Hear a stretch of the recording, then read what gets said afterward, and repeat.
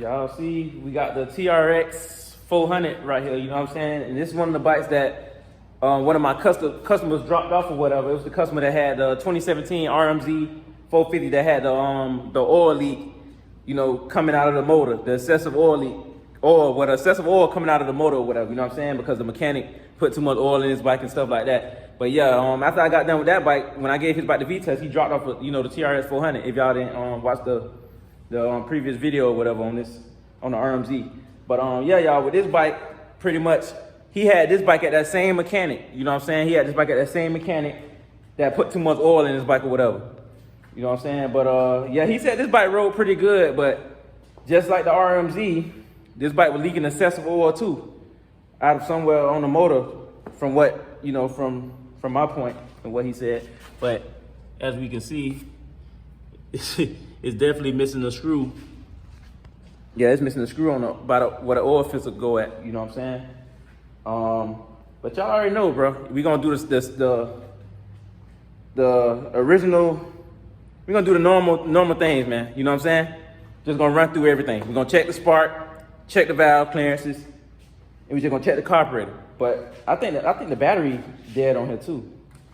Yeah, I think the battery is actually definitely dead, because this bike been sitting for like three years, I think, bro. 2-3 years, 2.5 to 3 years, I think. So he definitely gonna need a new battery. Yeah, he definitely gonna need a new battery. Y'all let me know what y'all think though, but yeah, y'all, we're gonna go ahead and get it started. You know what I'm saying? Go ahead and start taking off the seat, the gas tank, and yeah, we gonna start with checking the valve clearances first though. That's what I'm gonna. No, I'm gonna start with. Well, the thing about it, I just thought about it. The battery is dead, so I'm gonna figure out how to check the spark first. The spark first, the valve clearance, then the carburetor. But yeah, other than that, you already know the vibes, man. I'm gonna tap back in, you know what I'm saying? We're gonna go from there. Y'all already know the vibes, tapping back in. I got the plastics, the gas tank off. One thing I noticed though, this bike been sitting so long, you know what I'm saying? Look how rusty this is a solenoid? Look how rusty the solenoid is. He definitely gonna need a new battery, a new solenoid, just by looking at this, you know what I'm saying?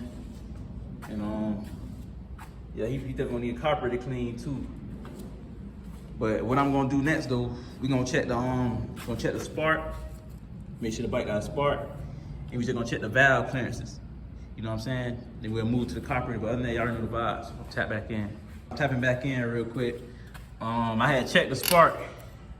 The bike definitely has spark, getting spark to the spark plug. Definitely gonna need a new spark plug or whatever.